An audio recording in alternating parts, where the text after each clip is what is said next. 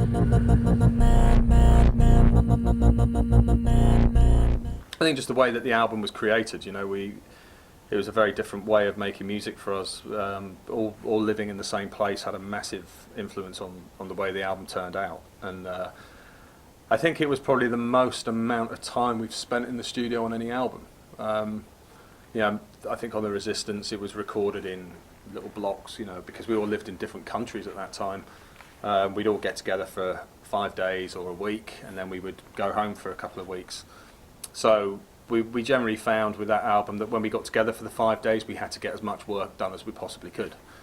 I think with this album, we never really felt that kind of pressure, because we knew if we didn't get anything done one week, we were all still going to be there the next week. We could come back in.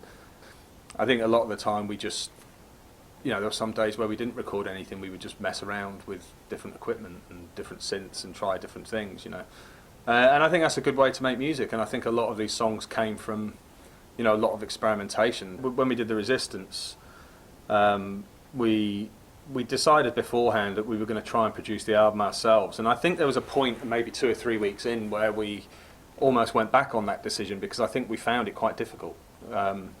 I think we found it because you have to be very decisive, you have to be very critical of each other. I think it's something that we were struggling with a little bit. The hardest thing is obviously we did 2 albums with Rich Costi, and he's a great producer, and he's just a great guy to have around. If you want a certain sound, he will make it happen. When you're producing yourself, you have to make it happen yourself, and you don't always know what it is that you have to do to get that sound.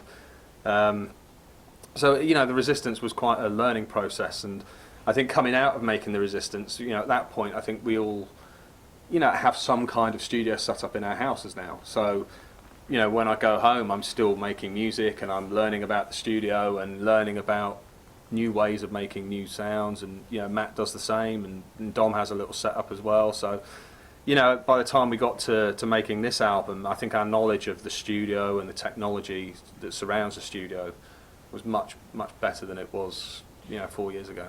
When I stopped drinking, I went through it was a pretty rough few months, and I think living in when you drink all the time, you have this constant cloud, this constant mist that surrounds you. Your thoughts and the way that you go about your everyday life, and you never really fully absorb anything.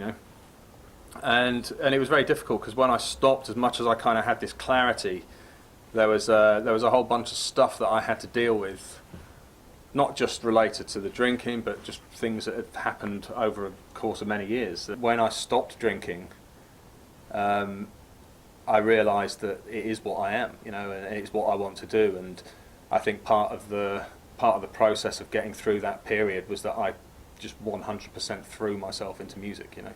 Yeah, I think we've got this pyramid that hangs above us, which it kind of can invert, so it can go upside down or whatever, and that's going to be the main video screen. I hope so. Yeah, I think that's the plan. It was great in 2010. That was the first time we did a proper stadium tour. Obviously 2007 we did Wembley, and we did one in France, but 2010 I think we did a handful of stadiums, I think maybe 9 or 10, and it was an amazing way to tour.